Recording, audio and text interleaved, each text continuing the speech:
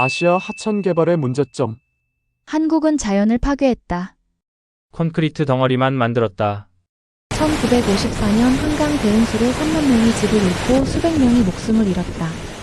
그리고 70년 후 똑같은 폭우에서 서울이 어떻게 버텨냈는지 편견에 가려진 진실이 밝혀지는 순간 팩트 기반의 이야기 시작합니다. 바르셀로나의 아침 햇살이 사무실 유리창을 통해 스며들어왔어요. 소피아는 책상 위에 펼쳐진 한국 지도를 바라보며 한 손으로 턱을 괴고 있었습니다. 30대 중반의 그녀는 스페인 최고의 하천 복원 전문가로 불렸어요. 유럽 전역에서 그녀의 손길을 거친 강들은 모두 자연스러운 곡선을 되찾았습니다. 한국 하천 정비 현황 검토. 업무 지시서의 제목을 읽으며 소피아의 눈썹이 살짝 찌푸려졌어요. 그녀의 마음속에는 이미 결론이 정해져 있었습니다. 동료 카를로스가 다가와 어깨를 두드렸어요. 또 아시아 프로젝트야. 뻔하잖아. 콘크리트 덩어리들 천지일 거야. 소피아가 고개를 끄덕였습니다. 맞아요. 특히 한강이라는 곳이 문제예요. 멀쩡한 자연 하천을 직선으로 만들어버렸다니까요? 카를로스의 목소리에 경멸이 섞였어요. 20세기 유물 같은 발상이지. 우리 유럽에서는 이미 30년 전에 포기한 방식인데. 소피아는 컴퓨터 화면에 한강 위성 사진을 가리켰습니다. 보세요. 이 인공적인 직선을. 자연이 만든 아름다운 곡선은 어디 갔을까요? 그녀의 가슴 속에서 뭔가가 답답하게 조여왔어요. 지난 10년간 스페인 곳곳의 강들을 자연 상태로 되돌리며 느꼈던 보람과는 정반대의 감정이었습니다. 같은 시각 영국 케임브리지 대학교. 제임스는 도서관 3층 구석 자리에서 논문을 쓰고 있었어요. 하천공학과 박사과정 2년차인 그는 명문 환경 가문의 자손이었습니다. 할아버지는 영국 템즈강 자연복원 운동의 선구자였고 아버지는 현재 영국 환경청 하천관리부 국장이었어요. 아시아 하천 개발의 문제점. 제임스가 쓰고 있는 논문 제목이었어요. 그의 손가락이 키보드 위에서 거침없이 움직였습니다.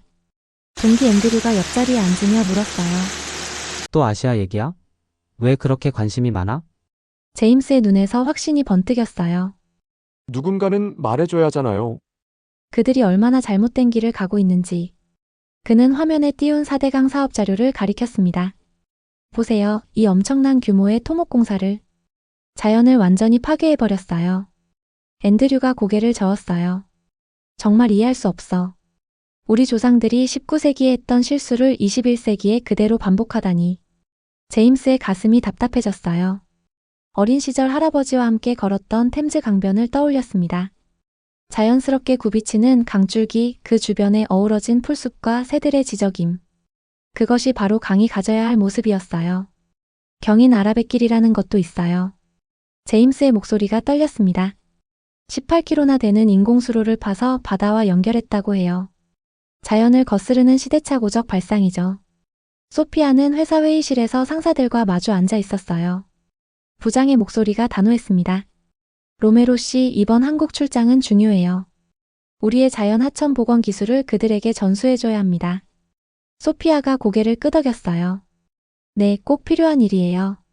그들이 얼마나 잘못된 방향으로 가고 있는지 직접 보여줘야겠어요. 그녀의 마음속에는 사명감이 불타올랐습니다. 유럽의 선진 환경 기술로 아시아의 후진적 개발을 바로잡아야 한다는 생각이었어요. 제임스는 지도교수 앞에 서 있었어요. 하워드 군 서울대학교와의 공동연구 기회가 생겼네요. 관심 있나요? 제임스의 심장이 뛰기 시작했어요. 정말요? 직접 현장을 볼 수 있다는 말씀이세요? 그렇습니다. 한국의 하천 관리 시스템을 연구하는 프로젝트예요. 제임스의 눈이 반짝였어요. 드디어 자신의 논문에 확실한 근거를 마련할 기회가 온 것 같았습니다. 꼭 가고 싶습니다, 교수님. 그들의 문제점을 직접 확인해서 올바른 방향을 제시해드리고 싶어요. 출발 전날 밤. 소피아는 침대에 누워 천장을 바라보고 있었어요. 가슴 한편이 묵직했습니다. 내일이면 그 유명한 환경 파괴의 현장을 직접 보게 된다는 생각에 마음이 무거웠어요. 정말 그렇게 심각할까? 혼잣말이 나왔지만 곧 고개를 저었어요. 이미 수많은 자료를 통해 확인한 사실이었습니다. 제임스 역시 케임브리지 기숙사에서 잠들지 못하고 있었어요. 내일부터 시작될 한국 체류가 그에게는 일종의 성전 같았습니다. 할아버지, 제가 잘못된 것들을 바로잡아 올게요. 두 사람 모두 몰랐어요. 자신들이 품고 있는 확신이 얼마나 흔들리게 될지를. 다음 날 아침 인천공항으로 향하는 비행기 안에서 소피아와 제임스는 각각 창밖을 바라보며 생각에 잠겼어요. 그들의 마음속에는 이미 결론이 정해져 있었습니다. 하지만 때로는 가장 확실하다고 믿는 것들이 가장 큰 반전을 가져오는 법이에요. 서울 도착 셋째 날 아침 소피아는 호텔 창문을 열고 하늘을 올려다봤어요. 먹구름이 하늘 전체를 덮고 있었습니다. 이상해요. 그녀의 목소리에 불안감이 섞였어요. 20년간 하천을 다뤄온 전문가의 직감이 뭔가 심상치 않다고 속삭이고 있었습니다. TV에서 기상캐스터의 목소리가 들려왔어요. 시간당 120의 기록적 폭우가 48시간 지속될 예정입니다. 소피아의 손이 떨렸어요. 이런 강우량이면 유럽 어느 도시든 대혼란에 빠질 상황이었습니다. 같은 시각 여의도 한강공원. 제임스는 벤치에 앉아 한강을 바라보고 있었어요. 그의 눈에는 실망이 가득했습니다. 역시 인공적이야. 직선으로 뻗은 한강의 모습이 그에게는 자연을 거스른 흉물로 보였어요. 어린 시절 할아버지와 함께 걸었던 템즈강의 자연스러운 곡선과는 너무나 달랐습니다. 하지만 그때였어요. 하늘에서 빗방울이 떨어지기 시작했습니다. 처음에는 작은 방울들이었지만 순식간에 거대한 물줄기로 변했어요. 제임스의 마음속에서 냉소적인 목소리가 들렸어요. 이제 시작이야. 직선화된 하천이 얼마나 무력한지 보게 될 거야. 30분 후, 소피아는 한강시민공원에서 폭우를 지켜보고 있었어요. 빗소리가 너무 세서 자신의 생각조차 들리지 않을 정도였습니다. 이 정도면 그녀의 얼굴이 창백해졌어요. 스페인에서 경험했던 어떤 폭우보다도 강했습니다. 그런데 이상한 일이 일어났어요. 한강의 수위가 빠르게 올라가고 있었지만 물이 흘러가는 속도가 놀라웠습니다. 마치 거대한 배수구에 물이 빠지는 것처럼 빨랐어요. 소피아의 눈이 커졌어요. 이게 가능해? 그녀가 알던 자연 공유 하천이라면 벌써 범람했을 상황이었습니다. 제임스는 우산도 없이 비를 맞으며 한강변을 걷고 있었어요. 그의 마음은 복잡했습니다. 분명 곧 범람할 거야. 하지만 시간이 지나도 물은 강 안에 머물러 있었어요. 아니, 오히려 엄청난 속도로 하류로 흘러가고 있었습니다. 그때 옆에서 누군가의 목소리가 들렸어요. 신기하죠? 직선화의 힘이에요. 제임스가 돌아보니 우산을 든 중년 남성이 서 있었어요. 직선화라고요? 제임스의 목소리에 의문이 섞였습니다. 네, 1960년대에 한강을 직선으로 만들면서 홍수 소통량이 3배나 늘어났거든요. 저건 자연 상태였다면 벌써 서울 전체가 물바다가 됐을 상황이에요. 제임스의 가슴이 두근거렸어요. 뭔가 자신이 알던 것과 다른 이야기였습니다. 이 시간 후, 소피아는 안양천 합류 지점에 서 있었어요. 빗물에 젖은 머리카락이 얼굴에 달라붙었지만 그녀는 그것도 잊고 강을 바라보고 있었습니다. 안양천에서 흘러오는 물이 한강과 만나는 순간이 신기했어요. 마치 정해진 시간표처럼 정확하게 흘러들어오고 있었습니다. 이상해요. 소피아의 목소리가 떨렸어요. 유럽에서 본 자연 하천들은 홍수 때 제멋대로 흘렀는데 여기는 완전히 달랐습니다. 그녀의 폰이 진동했어요. 회사에서 온 메시지였습니다. 현지 상황 어떤가요? 예상대로 혼란스럽죠? 소피아는 답장을 보내려다가 손을 멈췄어요. 뭐라고 설명해야 할지 모르겠었습니다. 저녁 무렵, 제임스는 경인 아라뱃길 입구에 서 있었어요. 폭우는 여전히 계속되고 있었지만 그의 마음은 더 이상 차분하지 않았습니다. 저기서 한강물이 바다로 직접 빠져나가고 있어요. 옆에 선 시민이 설명해줬어요. 제임스의 입이 벌어졌어요. 18km의 인공수로를 통해 엄청난 양의 물이 서해로 직접 배출되고 있었습니다. 단순한 운하가 아니었구나. 그의 목소리가 작아졌어요. 이것은 거대한 도시 배수 시스템이었습니다. 밤 10시. 소피아는 호텔방에서 노트북을 열고 있었어요. 한강 홍수통제소의 실시간 데이터를 보고 있었습니다. 직선화로 인한 홍수 소통량 300% 증가. 수치들이 그녀의 눈앞에서 춤췄어요. 홍수위가 2.5m나 낮아졌다는 데이터도 있었습니다. 소피아의 손이 떨렸어요.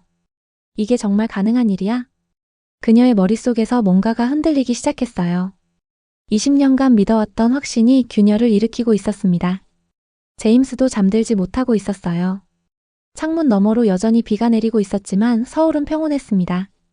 사대강 보에서 사전 방류가 시작됐다고 했지. 그가 인터넷에서 찾은 정보였어요.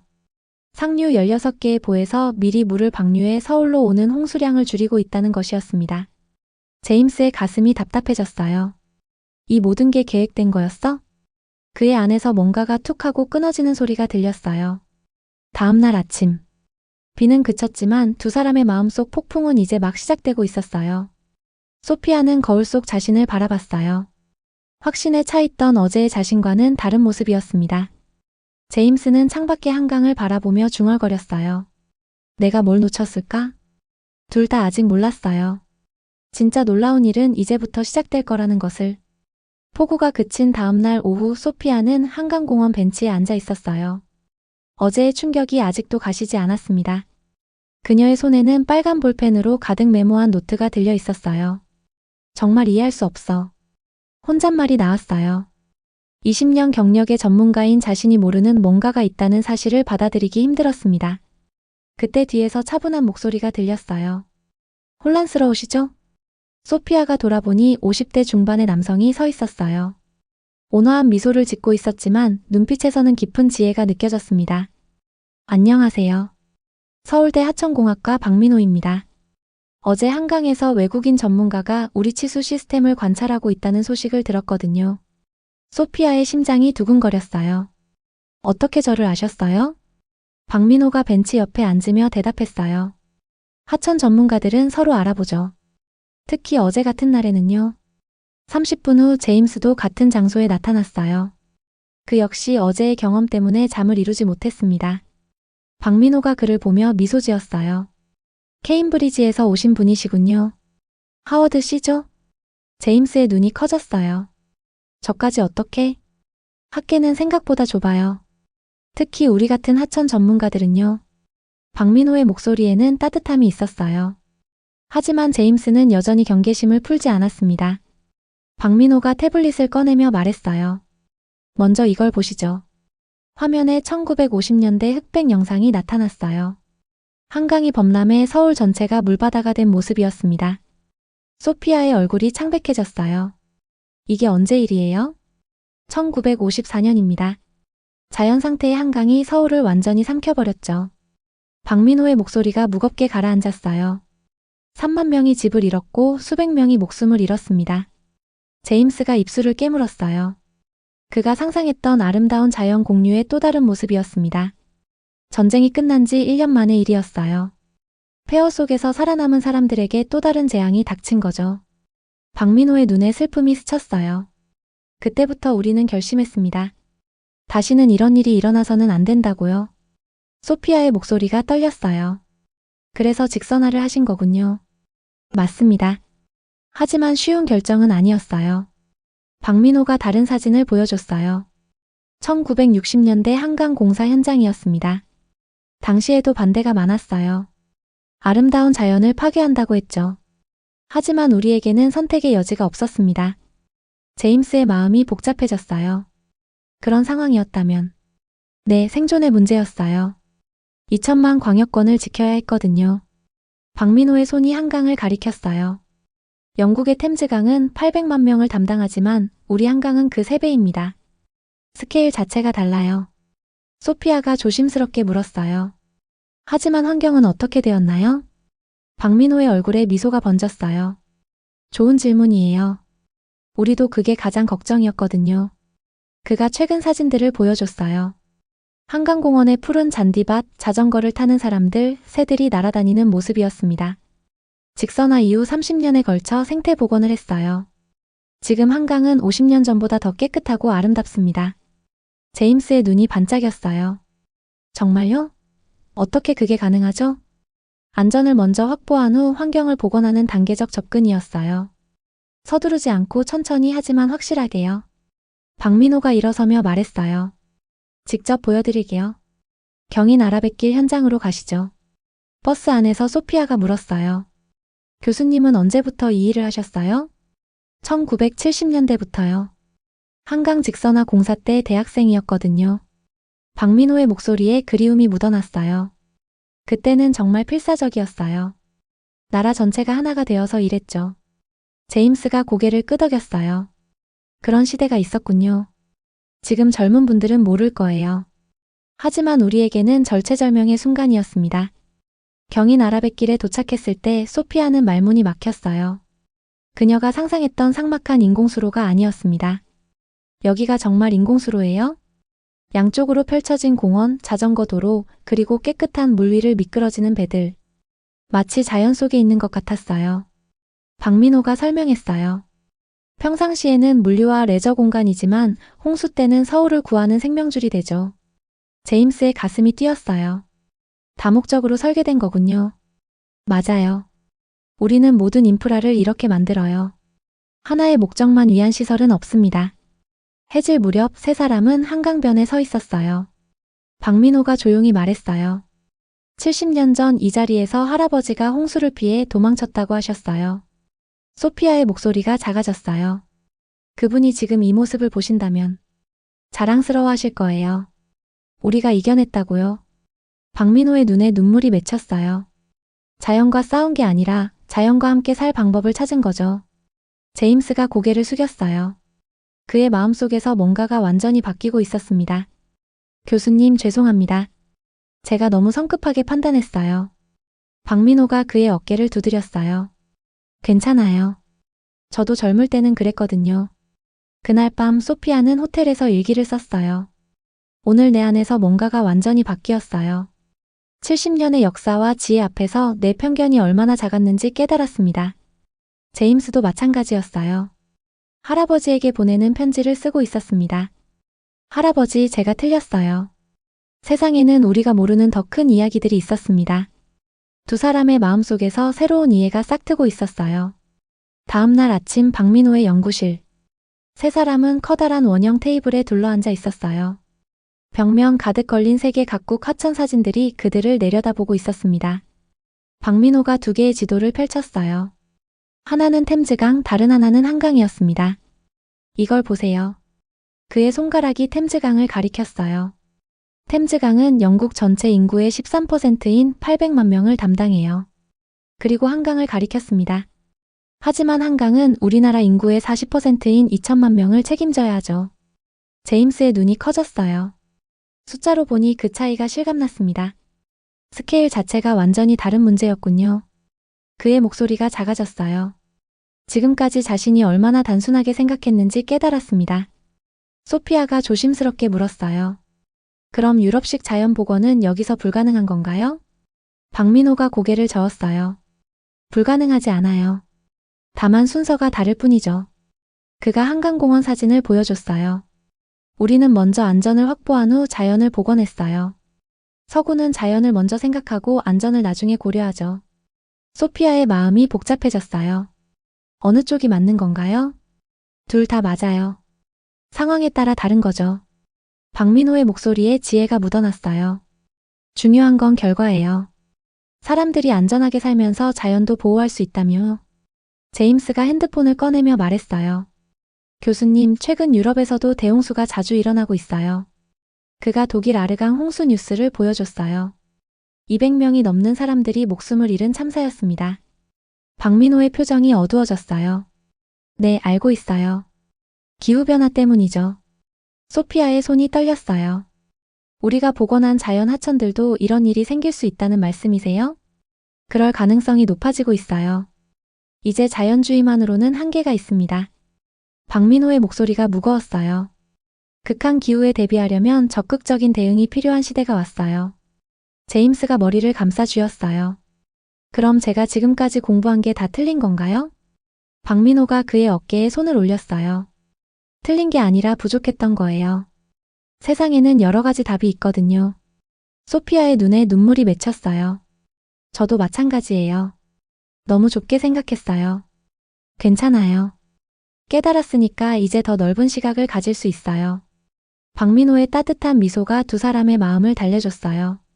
오후에는 4대강 자료를 살펴봤어요. 박민호가 대형 모니터에 영상을 띄웠습니다. 16개 보가 연쇄적으로 작동하는 모습이었어요. 이게 바로 통합 유역 관리예요. 소피아가 숨을 멈췄어요. 하나의 거대한 시스템이네요. 맞아요. 개별 하천을 따로 관리하는 게 아니라 전체를 하나로 봐야 해요. 제임스의 가슴이 뛰었어요. 이런 발상은 어디서 나온 건가요? 박민호가 미소 지었어요. 우리 조상들의 지혜죠. 강을 길로 본다는 생각이에요. 소피아가 고개를 갸웃했어요. 강을 길로 본다고요? 네, 서구는 강을 경계로 보잖아요. 이쪽과 저쪽을 나누는 선으로요. 박민호가 칠판에 그림을 그렸어요. 하지만 우리는 강을 연결하는 길로 봐요. 바다까지 이어지는 하나의 길이죠. 제임스의 눈이 반짝였어요. 그래서 경인 아라뱃길도 만든 거군요. 정확해요. 한강에서 바다까지 하나의 물길로 본 거죠. 해질 무렵 세 사람은 한강변을 걸었어요. 박민호가 멈춰서며 말했어요. 여러분은 이제 선택해야 해요. 소피아와 제임스가 그를 바라봤어요. 기존 생각을 고수할 것인지 아니면 새로운 가능성을 받아들일 것인지요. 소피아의 목소리가 떨렸어요. 저는 더 배우고 싶어요. 제임스도 고개를 끄덕였어요. 저도요. 제가 너무 편협했어요. 박민호의 얼굴에 환한 미소가 번졌어요. 그날 저녁 소피아는 스페인 동료들에게 영상통화를 걸었어요. 소피아, 어때? 예상대로 엉망이지? 카를로스의 목소리에 조롱이 섞여 있었어요. 소피아가 깊게 숨을 쉬었어요. 아니에요. 제가 틀렸어요. 화면 저편이 조용해졌어요. 뭐라고? 한국의 치수 시스템은 놀라워요. 우리가 배워야 할 게 많아요. 동료들의 얼굴이 당황스러워졌어요. 소피아의 안에서 뭔가가 단단하게 자리 잡고 있었습니다. 제임스도 케임브리지 동기들과 화상회의를 하고 있었어요. 제임스, 논문 잘 진행되고 있어? 앤드류가 웃으며 물었어요. 제임스의 표정이 진지해졌어요. 앤드류, 내가 완전히 틀렸어. 뭔 소리야? 한국의 하청 관리는 우리보다 앞서 있어. 훨씬. 화면이 순간 정적에 휩싸였어요. 제임스의 마음은 오히려 더 확고해지고 있었습니다. 밤이 깊어갈 무렵 두 사람은 각자 일기를 썼어요. 소피아, 오늘 내 세계관이 완전히 바뀌었어요. 70년의 지혜 앞에서 내 편견이 얼마나 작았는지. 제임스 할아버지, 세상에는 우리가 모르는 더 큰 이야기가 있었어요. 이제야 그걸 알았습니다. 두 사람 모두 같은 생각을 하고 있었어요. 내일부터 모든 게 달라질 거라는 것을. 다음 날 아침 박민호의 연구실에서 만난 세 사람. 박민호가 말했어요. 이제 진짜 시작이에요. 동서양의 지혜를 합치는 일을요. 소피아와 제임스가 서로를 바라봤어요. 어제까지만 해도 서로 다른 세계에 살고 있다고 생각했는데 이제는 같은 꿈을 꾸고 있었습니다. 새로운 시작이었어요. 6개월 후 런던 국제도시계획 컨퍼런스. 제임스는 발표실 앞에서 깊게 숨을 쉬고 있었어요. 손에 든 발표 자료의 제목이 떨리고 있었습니다. 한국 통합 유역 관리의 혁신성. 6개월 전까지만 해도 아시아 하천 개발의 문제점이었던 제목이었어요. 정말 괜찮을까? 그의 마음속에서 불안이 스멀스멀 올라왔어요. 하지만 한강에서 본 그 놀라운 광경들이 다시 떠올랐습니다. 발표실 문이 열렸어요. 앤드류가 맨 앞자리에 앉아 있었어요. 그의 얼굴에는 불만이 가득했습니다. 제임스가 정말 저런 발표를 할 거야? 옆자리 동료가 속삭였어요. 한국에서 뭘 본 걸까? 완전히 달라졌어. 제임스가 단상에 올라갔어요. 그의 손이 여전히 떨리고 있었지만 눈빛만은 확고했습니다. 안녕하세요. 케임브리지 대학교 제임스 하워드입니다. 목소리가 떨렸어요. 하지만 곧 차분해졌습니다. 저는 6개월 전까지 여러분과 같은 생각을 했어요. 아시아의 하천 개발은 문제투성이라고요. 청중들이 웅성거렸어요. 예상과 다른 시작이었습니다. 제임스가 첫 번째 슬라이드를 띄웠어요. 1954년 한강 대홍수 영상이었습니다. 하지만 이걸 보고 나서 생각이 바뀌었어요. 영상 속 서울이 완전히 물에 잠긴 모습을 보며 청중들이 숨을 멈췄어요. 자연 상태의 한강이 3만 명을 집 없는 사람으로 만들었어요. 수백 명이 목숨을 잃었죠. 앤드류의 얼굴이 굳어졌어요. 예상했던 발표와 완전히 달랐습니다. 그때부터 한국은 70년 동안 무엇을 했을까요? 제임스의 목소리에 힘이 들어갔어요. 그들은 기적을 만들어냈어요. 다음 슬라이드에 나타난 것은 현재 한강의 모습이었어요. 직선화후 홍수 소통량 300% 증가, 홍수위 2.5m 저하. 숫자들이 화면에 떠올랐어요. 청중들이 서로를 바라보며 웅성거렸습니다. 동시에 생태 복원도 이뤄냈어요. 지금 한강은 50년 전보다 더 아름다워요. 앤드류가 손을 들었어요. 제임스, 그게 정말 가능한 일이야? 제임스의 눈이 반짝였어요. 직접 봤어요, 앤드류. 같은 시각 바르셀로나. 소피아는 회사 회의실에서 보고서를 발표하고 있었어요. 동료들의 얼굴에는 당황스러움이 가득했습니다. 한국 통합 치수 시스템 벤치마킹 보고서. 부장이 눈썹을 찌푸렸어요. 로메로 씨, 제목을 잘못 쓴 거 아닌가요? 소피아가 고개를 저었어요. 아니에요. 정확한 제목이에요. 카를로스가 책상을 쳤어요. 소피아, 네가 정신이 나간 거야? 6개월 전까지만 해도. 6개월 전에 제가 틀렸어요. 소피아의 목소리가 단호했어요. 그녀의 가슴 속에서 확신이 불타오르고 있었습니다. 소피아가 첫 번째 자료를 보여줬어요. 서울 폭우 당시 실시간 데이터였습니다. 시간당 120폭우가 48시간 지속됐어요. 유럽 어느 도시든 대혼란에 빠질 상황이었죠. 동료들이 숨을 죽였어요. 하지만 서울은 정상적으로 작동했어요. 2천만 명이 안전했어요. 부장의 얼굴이 놀라움으로 변했어요. 어떻게 그게 가능하죠? 70년간 축적된 통합 시스템 때문이에요. 소피아의 목소리에 감동이 묻어났어요. 한강 직선화, 지방하천 정비, 경인 아라뱃길, 4대 강보가 모두 연결되어 작동했어요. 런던으로 돌아가서 제임스의 발표가 절정에 다다르고 있었어요. 우리는 기후변화 시대에 살고 있어요. 독일 아르강 홍수를 기억하세요. 청중들의 표정이 진지해졌어요. 200명이 목숨을 잃은 참사였습니다. 이제 자연주의만으로는 한계가 있어요. 적극적인 대응이 필요해요. 앤드류가 조용히 고개를 끄덕였어요. 그의 마음속에서도 뭔가가 바뀌고 있었습니다. 한국의 경험을 배워야 해요. 그들의 지혜를 우리 것과 결합해야 해요. 바르셀로나에서도 분위기가 바뀌고 있었어요. 소피아가 마지막 슬라이드를 보여줬어요. 스페인 지중해 홍수 대책에 한국 모델을 적용하면 부장의 눈이 커졌어요. 피해를 90% 줄일 수 있다고요? 네, 시뮬레이션 결과예요. 카를로스가 입을 다물었어요. 더 이상 반박할 말이 없었습니다. 소피아의 가슴이 뛰었어요.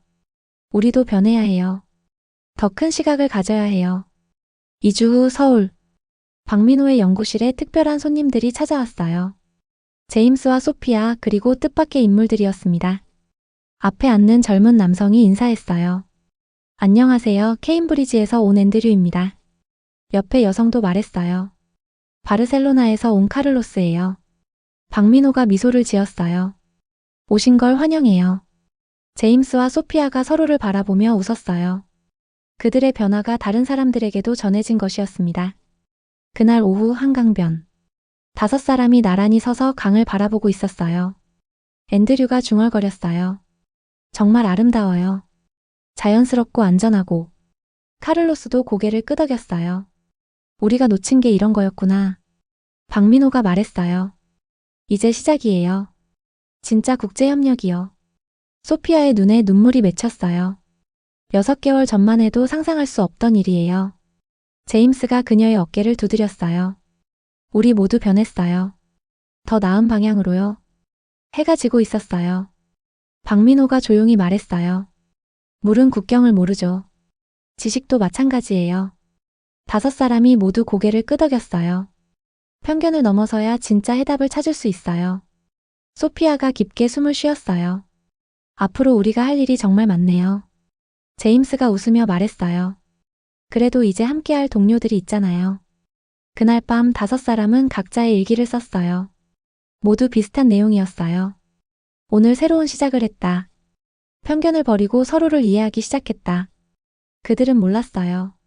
이 작은 만남이 미래에 얼마나 큰 변화를 가져올지를요. 하지만 한 가지는 확실했어요.